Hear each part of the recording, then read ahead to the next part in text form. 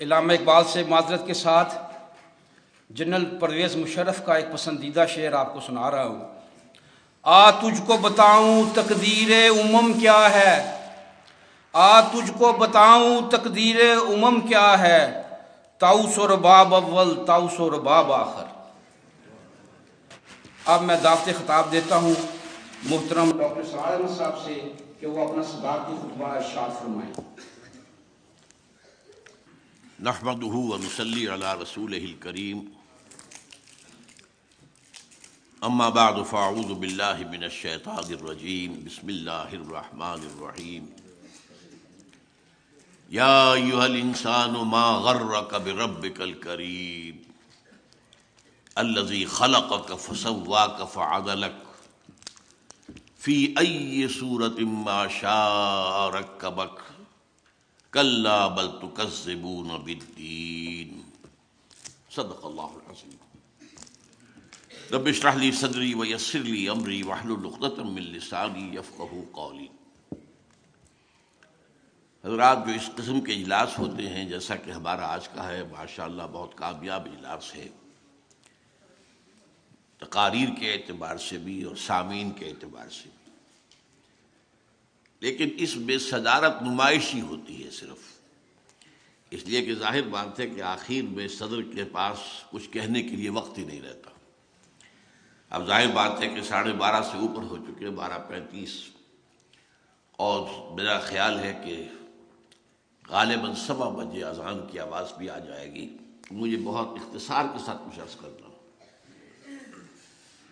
دوسرے یہ کہ جو فضا اس وقت ہمارے ہاں پیدا ہوئی ہے، خاص طور پر عزیز الزید حامد صاحب کی تقریر سے اور پھر لیاقت بلوچ صاحب کی بھی پر امید باتیں جو سامنے آئی ہیں، ان کے پس منظر میں شاید میری باتیں آپ حضرات کو کچھ زیادہ اچھی نہیں لگیں گی، اس لیے کہ میں تصویر کا ایک دوسرا رخ آپ کو دکھانا چاہتا ہوں۔ لیکن بات یہاں سے شروع کرتے ہیں کہ بھارت کے عزائم کیا ہیں۔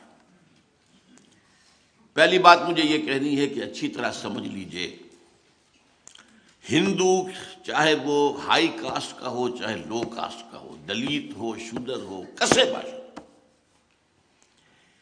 اس نے دل سے پاکستان کو کبھی تسلیم نہیں کیا، اور پاکستان کا وجود اس کے سینے کا ناسور ہے۔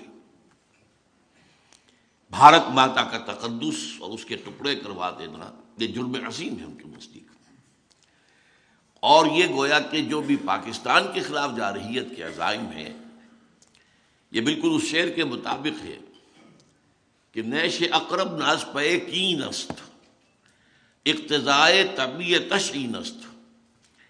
بچھو اگر ڈنک مارتا ہے تو کسی کینے کی وجہ سے، دشمنی کی وجہ سے نہیں مارتا، اس کی تو فطرت کا تقاضا ہے، اس سے وہ ڈنک مارنا ہی مارنا ہے۔ اب اس کو ذرا یاد کیجئے، اگرچہ نہرو اور پٹیل نے پاکستان کے قیام کو منظور کر لیا تھا، گاندھی سے ڈرتے تھے اور ماؤنٹ بیٹن سے کہا تھا جاؤ تم باپو کو تم راضی کرو، ہماری جرأت نہیں ہے کہ جا کر باپو سے کہہ سکیں کہ ہم تقسیم مانتے ہیں۔ لیکن ان کی اسکیم کیا تھی؟ پاکستان کے پیدا ہوتے ہی ختم کر دینا۔ اس وقت پاکستان کے ریزروز جو روکے گئے، ہتھیار روکے گئے، بالکل پیرالائز کرنے کی کوشش۔ ویسٹ پنجاب سے ہندوؤں کا انخلا کرایا گیا، خود کرایا گیا۔ یہاں وہ اس قسم کے فسادات بالکل نہیں ہوئے تھے جو ایسٹ پنجاب میں ہوئے، تاکہ یہاں کا جو چونکہ تجارت اور صنعت وغیرہ تو ہندو کے پاس ہے، یہ تو کولیپس کر جائے گا۔ اور پھر یہ ہے کہ ادھر سے جو سیلاب آیا جو مہاجرین کا، تو اس سب سے انہیں توقع تھی کہ پاکستان فوراً ختم ہو جائے۔ اللہ کا بڑا فضل و کرم ہوا، بڑا فضل و کرم ہوا، بڑا فضل و کرم ہوا۔ اس نے ایسے حالات پیدا کیے، اس نے معجزے سے ہی قائم کیا تھا، اور معجزے کے ساتھ ہی اس وقت بھی ان حالات کے اندر بھی جو نہایت نامساعد تھے، اللہ نے پاکستان کو قائم رکھا۔ لیکن ایک دوسری اسکیم گاندھی کی تھی۔ گاندھی گڑ دے کر مارنا چاہتا تھا۔ آپ کو معلوم ہوگا کہ گاندھی نے پاکستان کے فنڈز اور پاکستان کے حصے کا اسلحہ وہاں سے جاری کروا کر پاکستان پہنچانے کے لیے مرن برت رکھا، اور تب مجبور کیا نہرو اور پٹیل کی حکومت کو کہ وہ اثاثے بھی ادا کرے۔ لیکن یہ سب اس لیے تھا تاکہ مسلمانوں نے پاکستان کے دلوں کے اندر ایک نرم گوشہ اپنے لیے پیدا کر لے۔ اس کے بعد اگلی اسکیم اس کی کیا تھی؟ واگا سے داخل ہو کر پیدل یاترا کرتا ہوا کراچی جانا تھا، پورے پاکستان کو وہ محبت کا پیغام دے کر، وہ جو وہاں سے محبت کے لیے اپنی دلوں کے اندر پیدا کر لی تھی گنجائش، تو گویا کہ گڑ دے کر باندھنے کا پروگرام اس کا تھا۔ یہ بھی اللہ ہی کا فضل ہے کہ گوڈسے کے ہاتھوں اس کی موت واقع ہو گئی، ورنہ یہ ہے کہ بہرحال گاندھی جس قسم کا لیڈر تھا اور اس کے جو بھی اثرات ہو سکتے تھے جو پاکستانیوں پر اس وقت پڑے تھے، تو اس کے اندر اس بات کا امکان تھا۔ بہرحال اس کے بعد جو صورتحال رہی ہے ہمارے ہاں، وہ میں ایک واقعہ آپ کو سناتا ہوں۔ میں 1953 میں اسلامی جوی طلبہ کا ناظم اعلیٰ تھا۔ اس وقت جو ایک تحریک چلی تھی، ختم نبوت تحریک، اور بڑے فسادات پنجاب میں ہوئے تھے۔ اس زمانے میں خواجہ نادم الدین وزیر اعظم تھے، وہ یہاں آئے تھے دورے پر، تو میں جمعیت کا ایک وفد لے کر ان سے ملا گورنر ہاؤس میں۔ پہلے تو کچھ موجودہ حالات ملکی پر بات ہوئی، پھر میں نے ان سے کہا جناب یہ میڈو کس بلا کا نام ہے؟ یہ جو آپ ڈیفنس پیکٹ کر رہے ہیں، کن چیزوں میں آپ پاکستان کو باندھ کر جانا چاہتے ہیں؟ مجھے اب بھی ان کا چہرہ بھی یاد ہے پوری طرح، اس کی شرافت۔ کہہ رہے دیکھیے یہ آپ لوگوں کی بات نہیں ہے، یہ آپ طالب علم ہے، آپ کا ہی کام نہیں ہے۔ میں ذرا شوق تھا ابتدا ہی سے، میں نے کہا جناب آپ ہمیں باندھ کر چلتے بنیں گے، ملک تو ہم نے سنبھالنا ہے، تو ہمیں بتائیے۔ اچھا ایک جملے میں اچھا، اور دو جملے میں آپ کے سنا رہا ہوں۔ دیکھیے پنڈت جی تو نہیں چاہتے نا کہ پاکستان رہے، پنڈت نہرو، اور دیکھیے ہم اکیلے تو ان کا مقابلہ نہیں کر سکتے نا۔ سغرا کبرا سے نتیجہ نکال لیجیے، دو جملوں میں پوری پالیسی تھی اور پوری سادگی سے انہوں نے بیان کر دی۔ وہ ہماری مجبوری تھی کہ ہم امریکہ کی گھڑے کی مچھلی، اور ظاہر بات ہے اس وقت امریکہ کو ضرورت تھی، کنٹینمنٹ آف USSR کی پالیسی تھی۔ وہ سینٹو اور نیٹو اور میڈو تو نہیں بن سکی تھی، سینٹو بنی تھی، پھر وہ بھی رہ گئی تھی، لیکن سیٹو اور نیٹو تو تھی۔ اب ہمارے ساتھ امریکہ کا جو رویہ رہا، امداد بھی دی، مالی امداد بھی دی، اس میں یہ ہے کہ ہم جو ہتھیارات بھی دیے، لیکن ایک بات تو یہ نوٹ کیجئے کہ ایک تو یہ ہندو کے یہاں کے جانے سے جو متروکہ جائیداد یہاں پہ رہی ہے، ہمارے دامن اخلاق کو سب سے پہلے داغدار کرنے والی وہ دولت تھی۔ جھوٹے دعوے، جھوٹے ایفیڈیوٹس، جھوٹے حلفیہ بیان، تو ہمارے کردار کی جو کمر ٹوٹی ہے اس سے، وہ ہمارے حق میں واقعہ یہ ہے کہ ایک بہت بڑا زہر ثابت ہوا۔ اور اس کے بعد امریکی امداد ہمارے لیے زہر بن گئی، ایک آرٹیفیشل خوشحالی۔ ہم نے اپنی معیشت کو مضبوط نہیں کیا تھا، لیکن یہ جو کچھ آ رہا تھا اس کے بنا پر ہم بوسٹ کرتے تھے کہ ہمارا تو بہت جو ہے لیونگ سٹینڈرڈ بھارت کے مقابلے میں بہت بہتر ہے۔ لیکن اس ایڈ نے بھی ہمارے لیے وہ کام کیا ہے جو ایڈز کا وائرس جو ہے ایک انسان کی زندگی میں کرتا ہے۔ وہ ایڈ جو گئی ہے بیوروکریسی کے جیبوں میں گئی ہے، وہاں سے ہو کر واپس جہاں سے آئی تھی وہاں پہنچی ہے، وہاں کے بینکوں میں پہنچی ہے۔ ہمارے اخلاق کا، ہمارے کردار کا دیوالہ جو ہے اس کے نکالنے میں اس ایڈ کا بھی بہت حصہ ہے۔ پھر ہم پر پابندی کیا تھی؟ یہ ہتھیار تم بھارت کے خلاف استعمال نہیں کر سکتے، اگر ہم نے سن 65 میں استعمال کر لیا تو ہمیں سزا دے دی گئی۔ بہرحال یہ عرصہ وہ تھا کہ جو ہم امریکہ کے گھڑے کی مچھلی بن کر ہم نے زندگی گزاری ہے۔ لیکن ایک پوائنٹ نوٹ کیجئے کہ اس پورے عرصے کے دوران بھی امریکہ بھارت کی پیمپرنگ کرتا رہا ہے۔ امریکہ کی عنایتیں بھارت کے شامل حال ہیں، حالانکہ وہ رشیا کے ساتھ جا کے اس نے الائنس کیا، لیکن امریکن جو ہے ظاہر بات ہے بہت دور ان کی نگاہیں ہوتی ہیں، مستقبل وہ دیکھ رہے تھے کہ بھارت ایک بڑی طاقت بن کر ابھرے گا، لہذا اس کے ساتھ۔ حالانکہ 1962 میں جب چائنا کی اور بھارت کی جنگ ہوئی ہے تو ہمارے لیے بہترین موقع تھا، کشمیر اس وقت چند دن کی بات تھی، بھارت کے پاس وہاں پہ ڈیفنس تھا ہی نہیں، امریکہ نے ہمیں روکا اور ہم امریکہ کے تابع رہے۔ بہرحال یہ صورتحال ہے کہ جو ہماری رہی ہے، لیکن اب ایک بہت بڑی تبدیلی آ چکی ہے، عالمی حالات میں بھی، ریجنل حالات میں بھی، اندرونی حالات میں بھی۔ عالمی طور پر یو ایس ایس آر ختم، کولڈ وار ختم، ہماری حیثیت ختم، ہماری ضرورت ختم ہے۔ یو ایس ایس آر کو آخر میں ڈسمینٹل کرانے کا کام بھی ہم سے کروا لیا، ہم نے اپنے لیے کیا۔ کوئی میں ضیاء الحق صاحب کو ہرگز بلیم نہیں کرتا، بلکہ اس کے لیے تو پروسیس تو بھٹو صاحب نے شروع کیا تھا، جب گلبدین حکمت یار اور یہ احمد شاہ مسعود وغیرہ کو بلا کر اس نے ایک مشن سپرد کیا تھا۔ بھٹو کے شروع ہوا کام تھا۔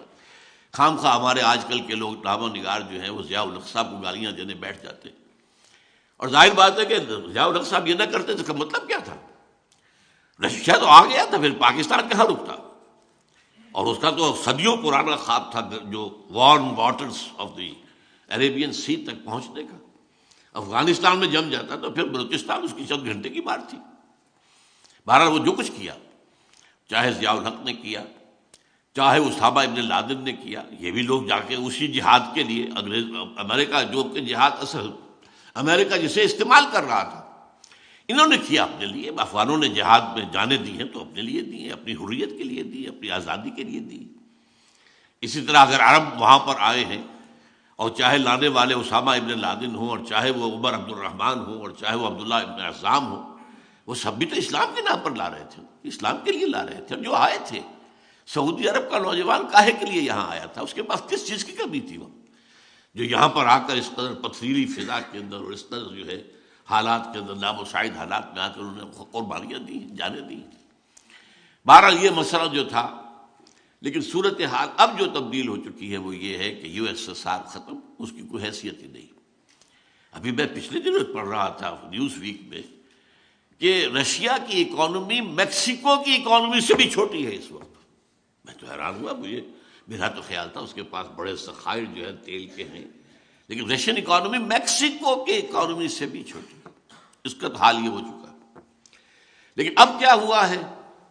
اب چائنا ابھر آیا ہے، اب کنٹینمنٹ آف چائنا پالیسی ہے، اب اس کا گھیراؤ کرنا ہے۔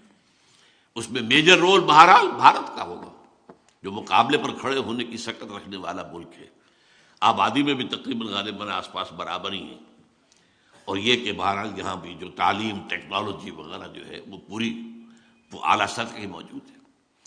اس لیے اب صورتحال یہ ہے کہ امریکہ کا اسٹریٹجک پارٹنر وہ ہے، اس کے ساتھ جو ہے وہ سول نیوکلیئر جو ہے ٹریٹی بھی ہو چکی ہے، اور ہمیں امریکہ یہ چاہتا ہوگا کیا، وہ تو اللہ کے علم میں ہے، وہ چاہتا ہے کہ ہم بالکل اس کے سامنے گھٹنے ٹیک کر اور بالکل چھوٹے بن کر رہیں۔ یؤتوا الجزیۃ عن ید وہم صاغرون، اپنے ہاتھ سے جزیہ دیں اور صاغر رہیں۔ اور جزیہ کیا ہوگا کہ کھول دو اپنی منڈیوں کو بھارت کے مال کے لیے، اللہ اللہ خیر صلی اللہ، یہی جزیہ ہوگا اس دور کا۔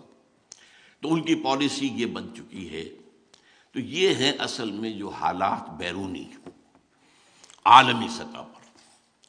دوسری طرف ریجنل پر آئیے، افغانستان میں چونکہ الکفر ملت واحدہ، یہ نوٹ کر لیجئے، افغانستان میں وہ جو ابلیس نے کبھی دیکھا تھا، ایک خطرہ کے اندازہ کیا تھا، اقبال نے اپنی ابلیس کی مجلس شورا کے جو نظم ہے اس میں بیان کیا تھا کہ مجھے عصر حاضر کے تقاضاؤں سے ہے، لیکن یہ خوف ہو نہ جائے آشکارا شرع پیغمبر کہیں۔ یہ شرع پیغمبر تو آشکارا ہو رہا ہے۔ یہ افغانستان میں چند اسلامی احکام نافذ ہوئے اور امن ہو گیا 100%۔ ایک حکم سے پوپوئی کی کاش زیرو۔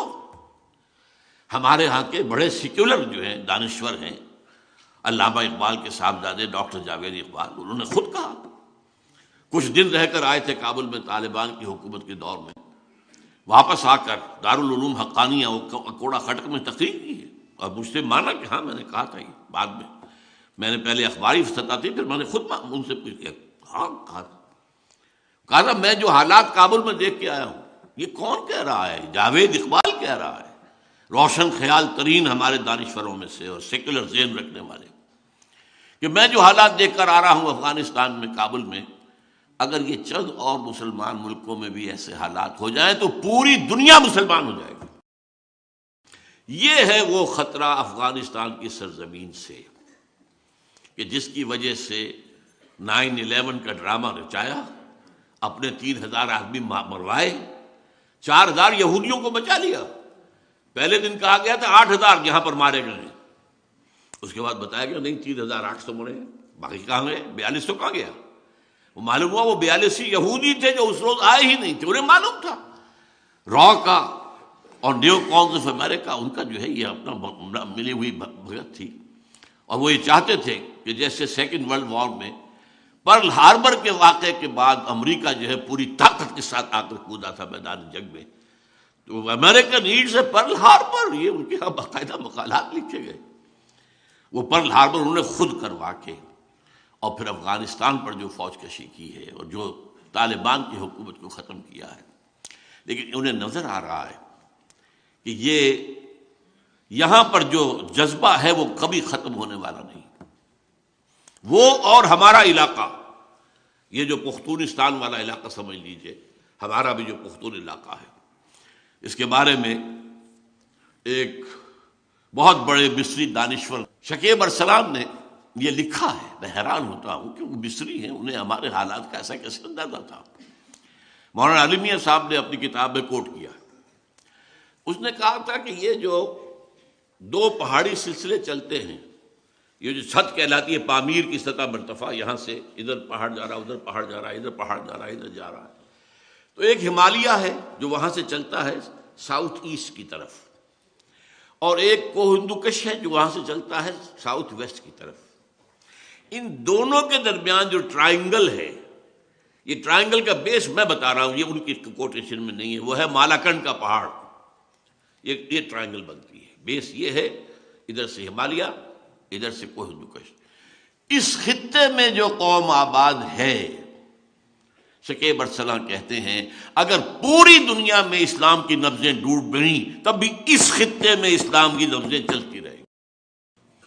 تو یہ علاقے ہیں، ان سے خطرہ ہے، اسی لیے یہاں وہ اپنا پورا مضبوط اڈا بنانا چاہتے ہیں ہر صورت۔ ابھی کہا گیا کہ تو ہم کئی جنریشنز تک رہیں گے یہاں پہ، یہ جنگ تو کئی جنریشن تک چلے گی۔ اور یہاں پر نوٹ کیجئے کہ الکفر ملت واحدہ کا ثبوت کیا ہے۔ افغانستان کے خلاف رشیا بھی ان کی پیٹھ تھپکتا ہے، افغانستان کے خلاف چائنا بھی وہ ان کی پیٹھ تھپک رہا ہے، بلکہ وہاں اپنی فوج بھیجنے کو تیار ہے۔ اسے بھی اندیشہ ہے یہ مسلم فنڈامنٹلزم جو ہے، اگر افغانستان اور پاکستان کے علاقے سے نکلتا ہے تو سنکیاں جیسا بڑا میرا صوبہ، بہت بڑا علاقہ، ذرا آپ کو تو نہیں یاد ہوگا اکثر کو، ہم شروع میں جب پڑھا کرتے تھے روسی ترکستان، چینی ترکستان، 2 ترکستان تھے۔ یہ روسی ترکستان کے جو ہے سب سمرقند اور بخارا جیسے شہر، اور یہاں کاشغر، اور اقبال نے کہا ہے ایک ہو مسلم حرم کی پاسبانی کے لیے نیل کے ساحل سے لے کر تا بخاک کاشغر، یہ کاشغر وہاں ہے، اور وہ مسلم تہذیب کا بہت بڑا گہوارہ، انہیں خطرہ ہے۔ تو اس وقت صورتحال یہ ہے کہ الکفر ملت الواحدہ کی حیثیت سے افغانستان کے اندر ہر حالت میں انہیں جو ہے اپنے قدم جمائے رکھنے ہیں، اور اس کے لیے جو بھی کچھ انہیں کرنا پڑا وہ کرنے کو تیار ہوں۔ تیسری ڈائمنشن اور ہے جس کا ذکر کیا تھا عزیز زید حامد صاحب نے، یہ جو یہودیوں کا نقشہ چل رہا ہے، 1897 سے شروع ہوا، وہ جو Protocols of the Elders of the Zion, اور 20 سال کے اندر اندر انہوں نے سلطنت عثمانیہ کی دھجیاں بکھروا کر، اور یہ کہ بالفور ڈیکلریشن 1917 کا حاصل کر لیا برطانیہ کے ذریعے سے، اور پھر 20 سال کے اندر 21 سال میں اسرائیل قائم ہو گیا۔ وہ جو نقشہ ہے یہودیوں کا، وہ عالم پوری اس گروہ کے اوپر اپنی فائنینشل امپائر چاہتے ہیں، لیکن ایک بڑا رقبہ جو ہے عرب ممالک کا، وہاں وہ اپنی واقعتاً ایک اسٹیٹ چاہتے ہیں، پوری دنیا پر حکومت عثمانی میں نہیں، پوری دنیا پر تو یہ ہے کہ وہاں پر لوگ کام کریں، انہیں گوئمز اور جنٹائلز ہیں، بس حیوان بنا دو انہیں، وہ کام کریں اور ان کی کمائی کا جو ہے ملائی اس کی ہم کھینچتے رہیں گے IMF کے ذریعے سے اور ورلڈ بینک کے ذریعے سے، بس یہ وہاں اس کے لیے تو یہی ہے financial empire, not direct occupation. لیکن یہ جو گریٹر اسرائیل ہے اور پھر جو انہیں اپنا بنانا ہے تھرڈ ٹیمپل، ذرا غور کیجئے، ان کے لیے وہ بالکل ایسے ہی ہے حضرت سلیمان کا بنایا ہوا. ہم اسے مسجد اقصیٰ کہیں گے، اسے ہم ٹیمپل تو نہیں کہیں گے، بہرحال ہیکل کا لفظ استعمال ہوتا ہے، جو بنایا تھا تقریباً 1000 BC میں بیفور کرائسٹ. لیکن اس کے بعد 587 میں اسے گرایا نیبوکڈنیزر نے. اس کے بعد پھر دوبارہ بنایا، وہ سیکنڈ ٹیمپل تھا جو 70 عیسوی میں گرایا ٹائٹس رومی نے، اور وہ گرا پڑا ہے. اور ان کے نزدیک اس کی حیثیت وہی ہے جو ہمارے نزدیک کعبے کی ہے. اب جب کہ آپ سوچئے کہ 40 برس ہو گئے ہیں کہ اب وہ یروشلم پر پورا قبضہ ان کا ہے 1967 کے بعد سے، اور انہیں ہر حال میں اپنا ٹیمپل بنانا ہے.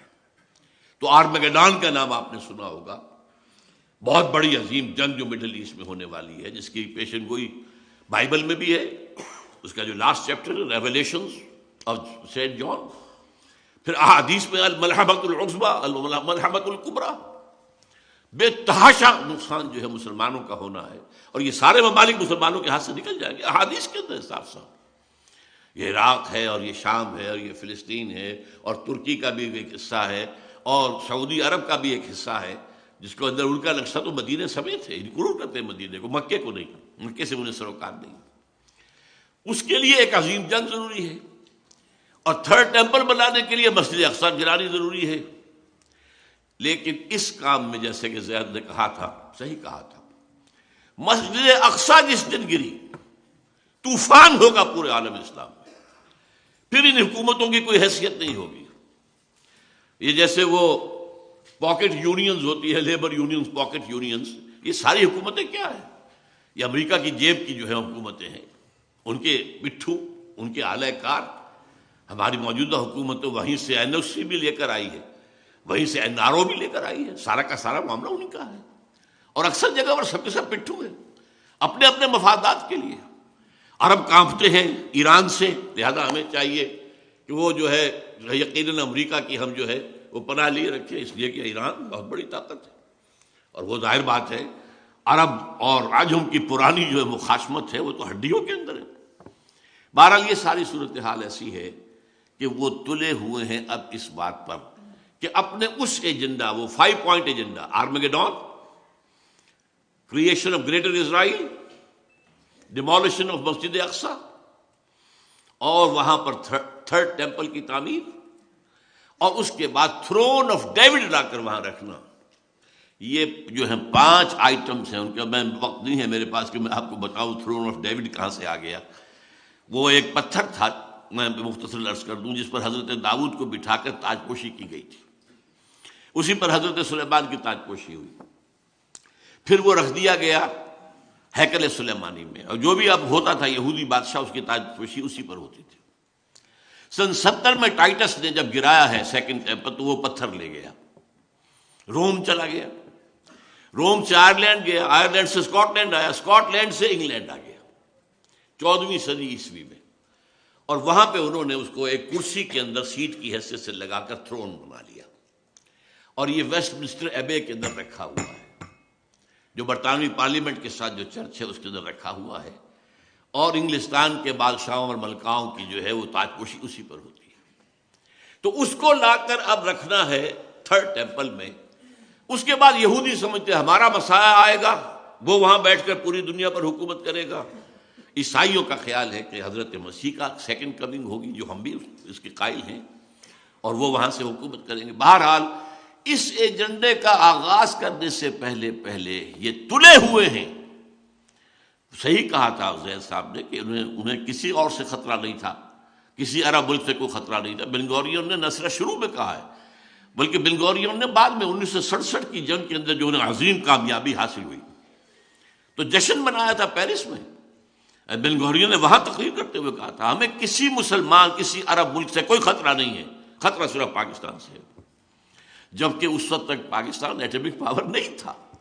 لیکن اس وقت جو بہرحال کیونکہ قائد اعظم نے جس طریقے سے کہا تھا اسرائیل کو از دی انلیجیٹیمیٹ چائلڈ آف دی ویسٹ، اس قدر کھل کر کہنے والا تو شاید پوری دنیا میں اور کوئی بھی نہ ہو.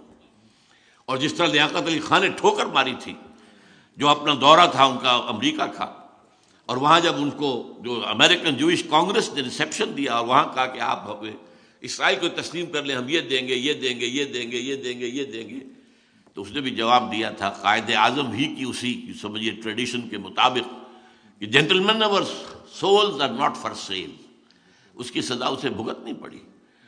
قرارداد مقاصد پاس کرنا اس کا بہت بڑا جرم تھا، اور اس کے بعد اس طرح یہودیوں کی آفر کو ٹھکرا دینا اس کا بہت بڑا جرم تھا۔ تو قتل انہیں کیوں کرایا گیا؟ قتل انہوں نے کیا ہے، یہ ان کی سازش تھی جس سے کہ قتل کی ہے۔ بہرحال اب وہ تلے ہوئے ہیں کہ پاکستان کے کم سے کم ایٹمی دار توڑ دیے جائیں، تب وہ 5 نکاتی جو ہے ایجنڈا اس پر شروع کیا جائے، تاکہ ایسا نہ ہو کہ اگر اس سے پہلے ہو جائے طوفان عوامی یہاں آئے اور یہاں یہ حکومت جو ہے ہماری جو کٹ پتلی حکومت ہے یہ بہ جائے تنکوں کی طرح، اور فنڈامنٹلسٹ کے ہاتھ میں جو ہے وہ طاقت آ جائے، تو یہ نیوز جو ہے پھر وہ ہمارے لیے ظاہر بات ہے کہ بہت بڑا خطرہ ہوں گا۔ یہ صورتحال ہے ہماری خارجی۔ لیکن اب اس کو دیکھیے، میں یہ تصویر کا رخ رکھ رہا ہوں، میں معذرت کے ساتھ کچھ سچائی آپ کو سننی چاہیے۔ بہت کچھ وہ بھی ہے کہ ہم خود اپنی جو بھی ہمارے ساتھ ہو رہا ہے اس کے ذمہ دار ہیں۔ اے باد صبا ہی ہما آبردہ تست، 1971 میں ہم نے وہ صورتحال وہاں پیدا کی تھی جس سے فائدہ اٹھایا پھر بھارت نے۔ بھارت کا تو نیش اقرب نس پہ کی نست، انہیں تو موقع ملا تھا، سبرامینیم نے اس وقت لکھا تھا this is the chance of the century, انہوں نے یوز کیا، لیکن حالات تو ہم نے پیدا کیے تھے نا۔ وہاں جو کچھ ہوا تھا، وہاں ایک عوامی ہے تحریک اٹھ کر کھڑی ہو گئی تھی، ہمارا جو بھی مارشل لا تھا وہ انہیں قابل قبول نہیں تھا، ہم نے پنجابی فوج کی غلامی کے لیے جو ہے وہ پاکستان میں شامل ہونا پسند نہیں کیا تھا، وہ تو پنجابی فوج کہتے تھے نا۔ اور جو کہا تھا پروفیسر فرید احمد، یعنی ان کا جو ڈھاکہ ایئرپورٹ پر استقبال ہوا تھا کہ اے پنجابیوں کے دلال دفع ہو جاؤ، چلے جاؤ، انہیں اترنے نہیں دیا گیا تھا ڈھاکے کے اندر۔ اب یہ فضا آخر پیدا کی کس نے تھی؟ یہ ہم نے کی تھی نا۔ اسی وجہ سے چائنا کے پاس ہم گئے تھے تو چائنا نے کہا تھا it's your own creation, you have to deal with it, یہ تو آپ لوگوں نے کہ اپنے جو ہیں کرتوت آپ کے ہیں، اب اس کو سنبھالنا آپ ہی کو پڑے گا، وہ اس کو آنے کے لیے تیار نہیں ہوا۔ تو صورتحال یہ ہے کہ ہم اپنے حصے کو دیکھیں کہ جو ہمارا جرم ہے، اور اس میں نے آج جو آیت پڑھی ہے وہ یہ ہے کہ اللہ تعالیٰ کی طرف سے معجزے آتے ہیں آتے ہیں، آتے رہے ہیں آتے رہے ہیں آتے رہے ہیں، لیکن اللہ کی شان غفاری اور رحیمی پر دھوکہ نہیں کھانا چاہیے۔ ایک وقت آتا ہے کہ اللہ تعالیٰ رسی کھینچ بھی لیتا ہے، پھر سزا بھی دیتا ہے۔ ان بطش ربک لشدید، تمہارے رب کی جو پکڑ ہے وہ بھی بہت سخت ہوتی ہے۔ ہاں وہ مہلت بھی دیتا ہے، وہ کریم بھی ہے، وہ غفور بھی ہے، وہ ستار بھی ہے، وہ ودود بھی ہے، وہ رؤوف بھی ہے، لیکن شدید العقاب بھی ہے، شدید الانتقام بھی ہے، وہ انتقام بھی لیتا ہے۔ انا من المجرمین منتقمون۔ اب ہمارے ہاں ہوا کیا ہے، ہمارا اصل مرض کیا ہے جس کو سمجھنا چاہیے، خدا کے لیے سمجھیے۔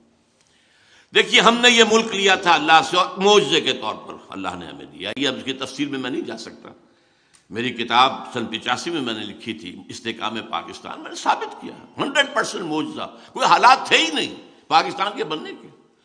یہ سمجھا گیا تھا یہ تو بارگیننگ کے لیے مسلم لیگ نے ایسی بات کہہ دی ہے، اور کہاں کا سوال پیدا ہوتا ہے وہ ہندوستان کی تقسیم کا۔ لیکن بہرحال اللہ نے دیا ملک، ہم نے دیا تھا کیوں؟ اے اللہ ہمیں ہندو اور انگریز کی غلامی سے نجات دے، ہم تیرے دین کا بول بالا کریں گے۔ What did we do actually? اس میں کسی شخص کو چھوڑ دیجئے، جماعتوں کو چھوڑ دیجئے، بہرحال پوری قوم کا جرم ہے، پوری قوم کا جرم ہے۔ یقیناً اس میں چھوٹے ذمہ داری والے لوگ بھی ہیں، بڑی ذمہ داری والے لوگ بھی ہیں، والذی تولی کبرہ کی مثال بھی موجود ہے، لیکن میں اس تفصیل میں نہیں جانا چاہتا۔ بٹ دی فیکٹ ریمینز، 61 برس کہاں ہے وہ اسلام؟ یہ مذہب والا اسلام تو پوری دنیا میں ہے، انڈیا میں بھی ہے، مسجدیں ہیں، حج فلائٹس انڈیا سے بھی جاتی ہیں، اور بتایا مجھے یہ گیا ہے کہ سعودی عرب کے اندر مدینے اور مکے میں اور جدے میں جو ہندوؤں کے جو بھارت کے وہاں پر میڈیکل مشن ہیں وہ کہیں زیادہ بہتر ہیں پاکستان کے میڈیکل مشنز کے بجائے، جس قدر وہ خدمت کرتے ہیں لوگوں کی۔ وہاں سے حاجی جاتے ہیں، وہاں نمازیں ہیں، وہاں مسجدیں وہاں بھی ہیں۔ اس کام کے لیے تو ہم نے پاکستان نے لیا تھا۔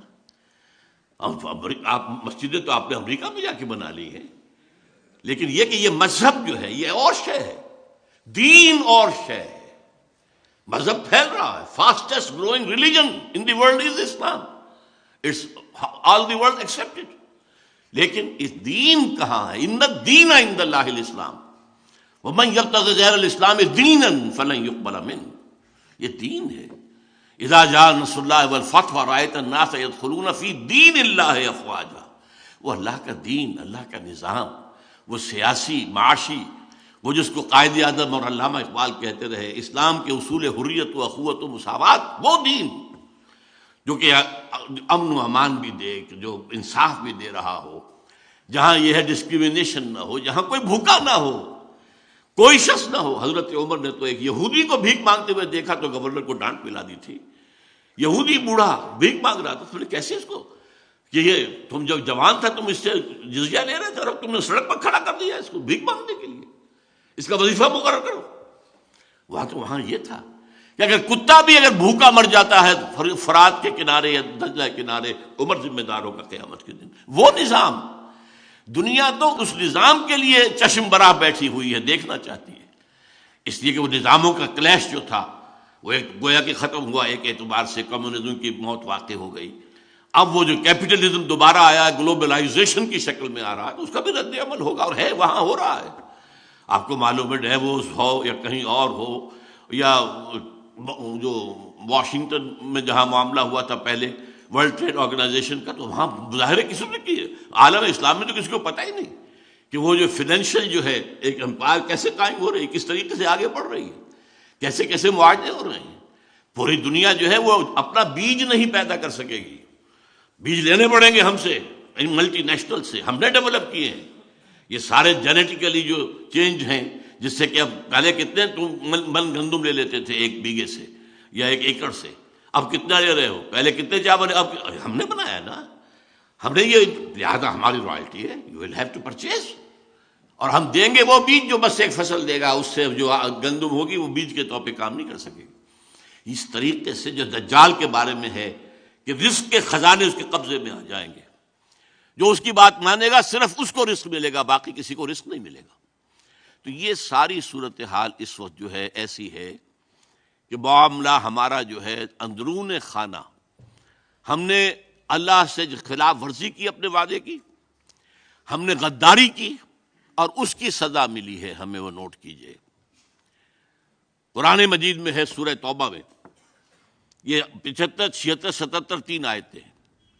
مدینے کے منافقین کی ایک خاص قسم کا ذکر ہے. وَمِنْهُمْ مَنْ آحَدَ اللَّهَ لَئِنْ آتَانَا مِنْ فَضْلِهِ لَنَصَّدَّقَنَّ وَلَنَكُونَنَّ مِنَ الصَّالِحِينَ فَلَمَّا آتَاهُم مِنْ فَضْلِهِ بَخِلُوا بِهِ وَتَوَلَّوْا وَهُمْ مُعْرِضُونَ فَعَاقَبَهُمْ نِفَاقًا فِي قُلُوبِهِمْ. ان میں وہ لوگ بھی ہیں جنہوں نے اللہ سے عہد کیا تھا کہ اگر اللہ ہمیں غنی کر دے تو ہم خوب صدقہ و خیرات کریں گے اور خوب جو ہے نیک لوگ بن جائیں گے. پھر اللہ نے غنی کر دیا تو اب بخل سے کام لیا، اب وہ تجوریوں میں تالے لگا دیے اور منہ رخ میں موڑ لیا، پیٹھ موڑ لی ہم سے. اس کی سزا کے طور پر ہم نے ان کے اندر نفاق کا روگ پیدا کر دیا. آج پاکستان کی پوری قوم اس سزا کے اندر مبتلا ہے. انسان پوری اس وقت دنیا کی منافق ترین قوم پاکستانی قوم ہے. اب اس نفاق کی کیا کیا شکلیں ہیں؟ نفاق باہمی. اب وہ قوم کہیں نہیں ہے، ڈھونڈ اب اس کو چراغ رخ زیبا لے کر. وہ جو قوم ہوتی تھی، وہ جو 45 46 47 میں قوم، وہ کہاں ہے؟ اب تو قومیتیں ہیں، اب تو عصبیتیں، صوبائی عصبیتیں ہیں.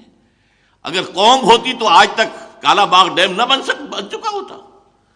کس کو معلوم نہیں تھا کہ کس قدر اہم ہے، کتنا ضروری ہے ہماری معیشت کے لیے. لیکن نہیں، سندھی کو گوارا نہیں ہے، کوئی پشتون کو گوارا نہیں ہے. ایک قوم ہم نہیں ہیں. اب قومیتیں، عصبیتیں ہیں، نسلی ہیں، لسانی ہیں، مذہبی ہیں، تفرقہ مذہبی. نمبر 2، اخلاق کا زوال، جس نے کہ فرمایا حضور نے منافق کی 3 نشانیاں ہیں. جب بولے جھوٹ بولے، وعدہ کرے خلاف ورزی کرے، کہیں امین بنایا جائے تو غبن کرے اور خیانت کرے. یہ 3 چیزیں ہیں. یارڈ سٹک لے کر ناپ لیجیے اپنے معاشرے کو. اس معاشرے میں جو جتنا بڑا ہے اتنا ہی بڑا جھوٹا ہے، جو جتنا بڑا ہے اتنا ہی بڑا وعدہ خلاف ہے۔ آج آپ کا بادشاہ وہ ہے جو کہتا ہے وعدے وعدے کیا شے ہوتی ہے، کیا چیز ہوتی ہے، یہ تو صرف جو ہے کہنے کی باتیں ہوتی ہیں۔ بادشاہ ہے آپ کا، اور میں اس کو برا نہیں کہتا، میں کہتا ہوں اعمالکم اموالکم، حدیث سنائی تھی آپ کو زید صاحب نے، ہمارے اپنے اعمال ہیں جو ہمارے اوپر جو ہیں حکمران بن گئے ہیں۔ یہ کردار، یہ ہے ہمارا انڈیکس، علامت ہے اس قوم کے کردار کی، جھوٹ اور وعدہ خلافی اور غبن، اربوں کے غبن، اس میں تو ہم انتہا کر گئے۔ ہماری معیشت کی کمر توڑ دینے والا تو اصل معاملہ جو ہے وہ ہے اربوں کے غبن۔ اب تو کبھی انگریز کے زمانے میں اگر چند سو چند ہزار کی کچھ ادھر ادھر بات ہو جاتی تھی، طوفان برپا ہو جاتا تھا، کیا ہوا، بہت بڑا اسکینڈل ہو گیا، بہت بڑا۔ اور اب تو کیا ہے، پھر یہ کہ اربوں ڈالر جو ہیں وہ بینک معاف کر رہے ہیں۔ اگر کوئی شخص چند ہزار کا مقروض ہو، عام آدمی، اس کا گھر قرقی کرا دیا جائے گا یا اس کے سامان قرقی کرا دیا جائے گا، اور اربوں ڈالر معاف ہو رہے ہیں۔ یہ جینے کے لچھن تو نہیں۔ کیا زمانے میں پنپنے کی یہی باتیں ہیں؟ Do you have a right to be a free nation? میرے نزدیک تو نہیں ہے۔ ہمارا جواز تو ختم ہو چکا ہے۔ ہم آئیڈیولوجیکل اسٹیٹ تھے، and from that point of view we are failed state. Ideology وہ کہاں ہے؟ کہیں بھی نہیں ہے۔ ہم تو کسی وطنیت کی بنیاد پر تو قائم نہیں ہوئے تھے، بلکہ وطنیت کی تو نفی کر کے پاکستان بنا تھا۔ ان تازہ خداؤں میں بڑا سب سے وطن ہے، جو پیرہن اس کا ہے وہ مذہب کا کفن ہے۔ بہرحال میں یہ ساری باتیں، جو ہمارا اندرونی حال ہے وہ کیا ہے، ذرا غور کیجئے۔ یہ فزکس کی دو اصطلاحات ہیں، سینٹریپیٹل، سینٹریفیوگل فورسز۔ ایک وہ ہوتی ہیں کہ جو کسی چیز کو توڑنے اور پھاڑنے کی طاقتیں ہوتی ہیں، اور ایک وہ ہوتی ہیں جوڑنے کی طاقتیں ہوتی ہیں۔ اب آپ اندازہ کیجئے، آپ کے نارتھ پول پر بیٹھا ہوا ہے کون؟ اسفندیار ولی ابن عبد الولی ابن خان غفار خان، جس نے کہ پاکستان میں دفن ہونا قبول نہیں کیا، جلال آباد میں دفن ہوا ہے، جس کا نام سرحدی گاندھی تھا، حالانکہ وہ نوجوانی میں علماء دیوبند کا ایک عام کارکن تھا۔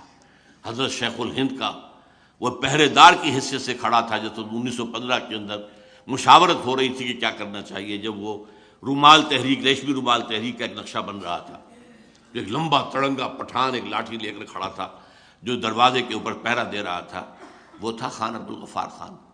بہرحال بعد میں کانگریس کے ساتھ جا کر وہ کانگریسی، وہ تو سرحدی گاندھی بنے ہیں۔ اور اسفندیار ولی بھی یاترا کر کے آ گئے ہیں، این او سی لینے وہ بھی گئے تھے، یوں ہی نہیں گئے تھے، وہ بھی امریکہ گئے ہیں۔ اور جو کہا تھا فضل الرحمان صاحب نے، میں سمجھتا ہوں کہ بہرحال وہاں کے آدمی ہیں کہ نکل رہا ہے، این ڈبلیو ایف پی ہاتھ سے نکل رہا ہے، اور یہ تو گریٹر ہندوستان کا نقشہ بنا رہا ہے۔ یہ تو نارتھ پول ہے۔ ساؤتھ پول پر جائیے تو امریکہ اور برطانیہ کا بڑا محبوب انسان الطاف حسین، جو کراچی اور آس پاس کے علاقے کا بے تاج بادشاہ ہے، یہ کون ہے؟ جو کراچی میں جا کر، جو دلی میں جا کر یہ کہہ کر آیا کہ ہندوستان کی تقسیم ایک بہت بڑی غلطی تھی۔ باقی جو کچھ بلوچ نیشنلزم ہے وہ سب آپ کے سامنے ہے۔ خود سندھیوں کے اندر نیشنلزم بہت گہرا ہے، بہت گہرا ہے۔ جو 3-4 دن گزرے ہیں، جو بھٹو کی، بینظیر بھٹو کے قتل کے بعد اس کو جو بھی ہلا دیا پورے سندھ کو، نوٹ کیجیے اس کو۔ تو یہ حالات ہیں، اور اب اس کے اندر ایک ڈائمنشن اور ایڈ ہو رہی ہے۔ یہ جو ہنی مون تھا پی پی پی اور مسلم لیگ نون کا، یہ ختم ہو رہا ہے، پھر وہی فضا ہو جائے گی، پھر جو ہے نئے جو ہے بساط بچھے گی، اور پھر وہی جو ہے، اور چاہتا یہ ہے بھارت بھی، امریکہ بھی، کہ یہاں بدامنی ہو اور ہمیں موقع ملے، جواز بن جا۔ ایسٹ پاکستان میں بدامنی ہوئی، جواز مل گیا۔ وہاں سے بہت سے لوگ جو ہیں وہ چاہے ان کے کہنے ہی کی وجہ سے ہندو جو ہیں وہ چھوڑ کر ایسٹ پاکستان چلے گئے، اور وہاں پر بنا دیے گئے ان کے کیمپس۔ دیکھو یہ جان کے خوف سے ڈر کے یہاں آئے ہوئے ہیں۔ بہرحال یہ ہیں ہمارے اپنے کرتوت۔ اب اس پس منظر میں ٹھیک ہے، وقت فرصت ہے کہاں، کام ابھی باقی ہے، اور یہ جو ہے اے خاص ہے خاصان رسول، وقت دعا ہے، امت پہ تیری آ کے جب وقت پڑا ہے۔ اللہ نے پاکستان کو بہت بچایا، بہت بچایا، بہت بچایا۔ پاکستان کو بنتے ہی بچایا، جبکہ اس کے خلاف جیسے کہ میں آپ بیان کر چکا ہوں، پھر 1965 میں بچایا۔ اس لاہور کا تو B B C television نے تو دکھا دیا تھا، فال آف لاہور، لاہور فتح ہو چکا ہے بھارتی فوج کے ہاتھوں۔ جیم خانہ کلب میں شام کو آ کر شراب پینے کی تو ان کا پروگرام بن چکا تھا، اور ہماری سرحد خالی پڑی تھی، نو ڈیفینسز واٹس ایور۔ لیکن کیا ہے وہ اللہ نے بچایا۔ سألقی فی قلوب الذین کفروا الرعب، میں ان کافروں کے دلوں میں رعب ڈال دوں، انہیں ڈر گئے کہ یہ ہمیں گھیراؤ اور دہشت کیا جا رہا ہے، نو ریزسٹنس، وہ فوج سامنے ہے ہی نہیں، لہٰذا ڈر کے ٹھٹک کر کھڑے رہ گئے اور موقع مل گیا تو اللہ نے بچایا۔ سن 71 میں واقعہ جتنا بڑا حادثہ تھا، میں تو صاف بربلا کہہ رہا ہوں کہ پاکستان بھارت کے لیے ویسٹ پاکستان 6 دن سے زیادہ کی مار نہیں تھا۔ راجستھان کا ہمارا سیکٹر ٹوٹ چکا تھا، سیالکوٹ کا سیکٹر ٹوٹ چکا تھا، صرف ایک وہ جو ہمارا سلیمان کی ہیڈ ورکس، وہاں پر ٹکا خان صاحب وہ ایک ٹاسک فورس لے کر بیٹھے ہوئے تھے۔ ہماری ایئر فورس جس نے 65 میں بہت بڑا کام کیا تھا، بالکل نیوٹرلائز کر دی گئی تھی، اس لیے کہ رشیا نے وہ دے دیے تھے ہیلی کاپٹرز بھارت کو، جن کے اوپر جو ہے وہ رڈار لگے ہوئے تھے اور وہ فضا میں ہر وقت موجود تھے۔ ہماری کوئی چڑیا بھی ہلتی تھی تو ان کے علم میں تھا۔ ہمارے جہاز کو کماڑی میں آ کر مار گئے وہ تو یہ کہ نکسن کا معاملہ اللہ کے دل میں، اللہ کی انگلیوں کے مابین ہوتے ہیں تمام انسانوں کے دل۔ نکسن کے دل کو پھیرا ہے، جس کو آخری وقت تک کہتی رہی پھر اندرا گاندھی، پرو پاکستان ٹلٹ ان امریکاز پالیسی۔ اور نکسن نے فون کیا کوسیجن کو ہاٹ لائن پر، اور کوسیجن نے فون کیا اس کو اندرا گاندھی کو، اور یونیلیٹرل سیز فائر ہوا ہے۔ وہ اللہ نے ہمیں فریش لیز آف ایگزسٹنس دی ہے۔ اللہ تعالیٰ اب بھی کیا پتا، وَإِنْ أَدْرِي لَعَلَّهُ فِتْنَةٌ لَكُمْ وَمَتَاعٌ إِلَىٰ حِينٍ، خدا کرے کہ بات وہی ہو جو زید حامد صاحب کہہ رہے ہیں۔ کیا پتا یہ بھی ایک آزمائش ہے جو آ رہی ہو، لیکن اس کے بعد اللہ تعالیٰ ہمیں ایک فریش لیز آف ایگزسٹنس دے دے، ہمیں موقع دے دے، ہمیں توبہ کی توفیق دے دے۔ لیکن یہ ہے کہ حالات کا جو دوسرا رخ ہے اس کو بھی سامنے رکھنا ضروری ہے۔ لیکن اس کے لیے اصل جو ہے میں بات کرنا چاہتا ہوں، جب تک ہم توبہ نہیں کریں گے، یہ نہیں بھول جانا چاہیے کہ یرموک میں جانے والے 60 لوگ کون تھے، جو کہ یوں سمجھیے سر سے پاؤں تک ایمان کا مجسمہ تھے۔ ہم کہاں ہیں؟ عزیز ماقف نے آیت تو وہ پڑھی تھی، لیکن زیادہ زور دے کر بیان نہیں کیا۔ انتم الاعلون ان کنتم مومنین، تم ہی بلند رہو گے اگر تم مومن ہوگے۔ ہم نہیں ہیں مومن، ہم تو پیدائشی مسلمان ہیں صرف۔ قالت الاعراب آمنا قل لم تؤمنوا ولکن قولوا اسلمنا۔ یہ بدو کہہ رہے ہیں ہم ایمان لے آئے، نبی ان سے کہہ دیجئے تم ہرگز ایمان نہیں لائے ہو، ڈونٹ ڈیسیو یور سیلف، یوں کہو کہ ہم مسلمان ہو گئے۔ ہم مسلمان ہیں، پیدائشی مسلمان ہیں، وہ تو اللہ نے زبردستی ہمیں مسلمان بنا دیا ہے کہ ہمیں مسلمان والدین کے گھر میں پیدا کر دیا۔ ایمان کہاں ہے؟ اور مذہب بہت ہے، دین کہاں ہے؟ یہ سزا ہم پر ضربت علیہم الذلۃ والمسکنۃ وباؤوا بغضب من اللہ، پوری امت مسلمہ پر ہے، اور پاکستان پر اضافی سزا ہے یہ، جو ہم نے وعدہ خلافی کے نتیجے میں نفاق عاقبہم نفاقا فی قلوبہم، اس میں ایک پہلو رہ گیا تھا۔ ہمارے ہاں کا سب سے بڑا نفاق کا مظہر ہمارا دستور ہے پاکستان کا، منافقت کا پلندہ، پورا اسلام اس میں موجود ہے، صرف ایک قرارداد مقاصد بھی کافی ہے اگر اس کے ساتھ ایک جملہ ایڈ کر دیا جائے کہ this article will take precedence over the whole of the constitution, اور کسی شے کی ضرورت ہی نہیں۔ لیکن وہاں تو اور دفعات بھی ہیں، لیکن ایسے چور دروازے ہیں کہ کوئی دفعہ مؤثر نہیں ہے۔ منافق اسی کو کہتے ہیں قانون، مسلمان حقیقت میں کافر، حقیقت میں ہمارا دستور کافر ہے، اس لیے کہ آپ نے بنا دی، جو بھی آئیڈیالوجی کاؤنسل بنا دی، ان کی سفارشات آ رہی ہیں اور پائل اپ ہو رہی ہیں، الماریاں بھر گئی۔ آج تک کوئی ایک سفارش بھی اسمبلی میں پیش نہیں ہوئی، اربوں روپیہ خرچ ہوا ان پر، اور ہے ہی نہیں دستور میں کچھ، بس سفارشیں پیش کرتی رہے گی، پیش کرتی رہے گی، پیش کرتی رہے گی، کرتے کرتے عمریں بیت گئی ہیں اور الماریاں بھر گئی ہیں، چاہے وہ منسٹری آف لا ہے اور چاہے وہ منسٹری آف فائننس ہے، کوئی اور ہے، لیکن یہ کہ کسی پر بھی نہیں ہمارے۔ یہ ہے وہ منافقت جس کی ہمیں سزا مل رہی ہے۔ تو اب توبہ کی ضرورت ہے، لیکن توبہ کے لیے 3 چیزیں میں کہوں گا۔ سب سے پہلے رذائل اخلاق سے اپنے آپ کو پاک کر کے فضائل اخلاق سے مزین کرنا۔ یہ جھوٹ بولنا مذہبی گناہ نہیں ہے، تو اخلاقی گناہ ہے۔ وعدہ خلافی صرف مذہبی بات نہیں ہے، یہ تو ایک اخلاقی بات ہے۔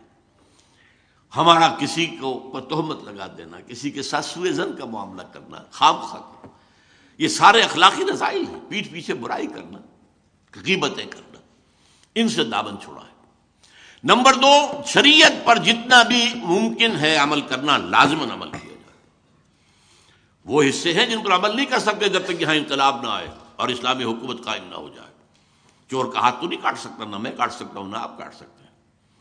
کوئی اور دوسری بعض سزائیں بھی جو ہیں، رجم کی سزا تو کوئی یہاں پہ نافذ نہیں کر سکتا، بلکہ یہ کہ کوڑے بھی لگانے کی سزا بھی دینے کی جو ہے وہ میرے پاس آپ کے پاس اختیار نہیں ہے۔ لہذا یہ ہے کہ لیکن جس چیز پر امکان ہے، سب سے بڑی بات میں کہتا ہوں، پردہ اس ملک کے اندر کوئی ابھی تک مصطفیٰ کمال پاشا نہیں آیا جس نے کہ پردہ زبردستی ختم کرایا۔ پھر جنہوں نے ختم کیا خود کیا ہے نا، یہ ان کی اپنی کارروائی ہے، اپنی کارستانی ہے، دیا ذمہ دار۔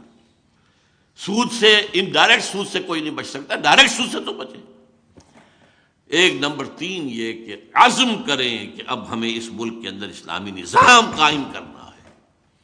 یہ عزم، یہ در حقیقت یہ ہے توبہ، ورنہ توبہ کی تسبیحیں پڑھنے سے توبہ نہیں ہوگی، توبہ کا ہفتہ منانے سے توبہ نہیں ہوگی، توبہ کے اجلاس کرنے سے توبہ نہیں ہوگی۔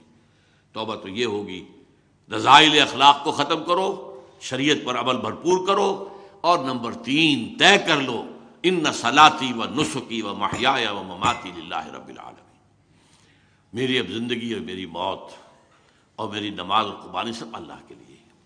اس کے لیے یہ ہے کسی نہ کسی جماعت میں شامل ہونا جو یہاں پر دین کو قائم کرنے کی جد و جہد کر رہی ہو۔ ایک ہے عام کوئی دینی مذہبی جماعتیں یا مذہبی کام، کوئی تعلیمی بھی کام بھی ہو سکتے ہیں، تبلیغی بھی، ایک ہے دین کو قائم کرنے کی جد و جہد، اور جس کا منہج جو آئے گا وہ سیرت النبی سے آئے گا۔ اس لیے کہ انبیاء کرام میں سے انہی کے ہاتھوں ایک عظیم انقلاب برپا ہوا، اور 23 برس کے اندر اللہ کا دین قائم ہو گیا، ٹوٹل 23 برس۔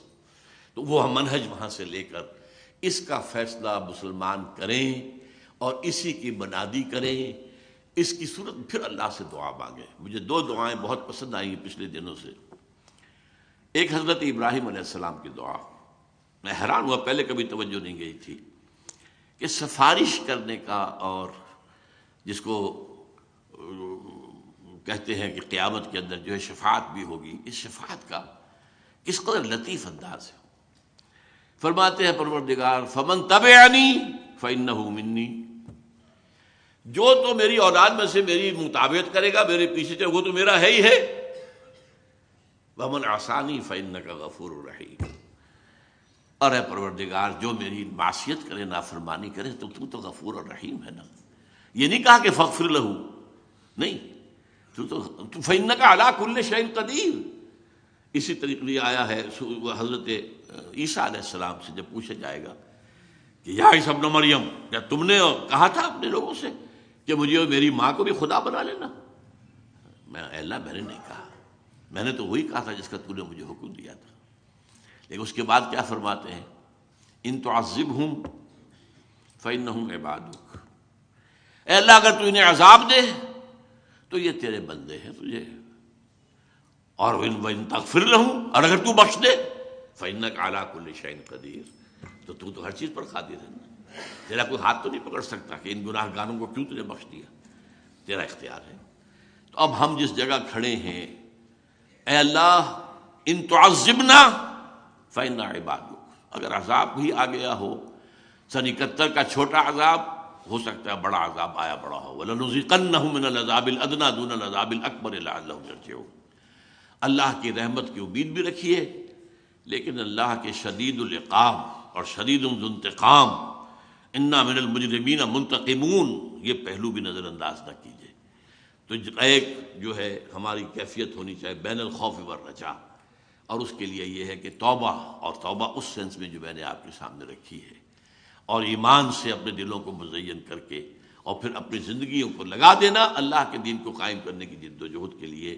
کیا عجب کہ اللہ تعالیٰ ان ادری لعلہ فتنۃ لکم متاع الی حین، اللہ تعالیٰ ہمیں اور مہلت دے دے، ہمیں موقع دے دے، اصلاح کا موقع دے دے، تو اللہ تعالیٰ سے ہمیں اس کی دعا کرنی چاہیے۔ اقول قولی ھذا واستغفر اللہ لی ولکم ولسائر المسلمین والمسلمات۔ الحمد للہ الذی ھدانا لھذا وما کنا لنہتدی لولا ان ھدانا اللہ۔ کل حمد، کل ثنا، کل تعریف اللہ کے لیے جس نے ہمیں ہدایت بخشی، اور ہم ہرگز ہدایت یافتہ نہ ہو سکتے اگر اللہ ہمیں ہدایت نہ دیتا۔ ربنا لا تزغ قلوبنا بعد اذ ہدیتنا وہب لنا من لدنک رحمۃ انک انت الوہاب۔ پروردگار، جو ہدایت تو نے ہمیں عطا کی ہے اب اس پر استقامت عطا فرما، اب ہمارے دلوں کو کج نہ ہونے دے۔ اے اللہ، تیرے نبی نے ہمیں بتایا ہے کہ تمام انسانوں کے دل تیری دو انگلیوں کے مابین ہیں، تو جدھر چاہتا ہے پھیر دیتا ہے۔ ہمارے دلوں کو ایمان سے منور فرما دے، ہمارے اندر جذبہ جہاد فی سبیل اللہ اور اپنے تن من دھن کو تیرے دین کو قائم کرنے کی جد و جہد کا ارادہ پیدا فرما دے۔ اللہم انصر من نصر دین محمد صلی اللہ علیہ وسلم من کانوا وحیث کانوا۔ اے اللہ، اپنے ہر اس بندے کی مدد فرما جو تیرے نبی کے دین کی خدمت کر رہا ہو، خواہ وہ کوئی بھی ہو، کہیں بھی ہو۔ وَاجْعَلْنَا مِنْهُمْ، اللہم اجعلنا منہم، اور اللہ ہمیں بھی ان میں شامل ہونے کی توفیق عطا فرما۔ وَاخْذُلْ مَنْ أَعْرَضَ عَنْ دِينِ مُحَمَّدٍ صلی اللہ علیہ وسلم مَنْ كَانُوا وَحَيْثُ كَانُوا، اور اے اللہ ہر اس شخص کو ذلیل اور خوار اور رسوا کر دے جو تیرے نبی کے دین سے روگردانی کر رہا ہو، کوئی بھی ہو، کہیں بھی ہو۔ اور اللہ ہمیں بچا لے اس سے کہ ہم کہیں ان کے دھوکے میں نہ پھنس، ان کے پھندے میں نہ پھنس جائیں۔ اللہم اغفر لنا ولآبائنا ولأمہاتنا ولجمیع المؤمنین والمؤمنات والمسلمین والمسلمات الاحیاء منہم والاموات انک سمیع مجیب الدعوات۔ وصلی اللہ تعالی علی خیر خلقہ محمد وبارک وسلم تسلیما کثیرا کثیرا۔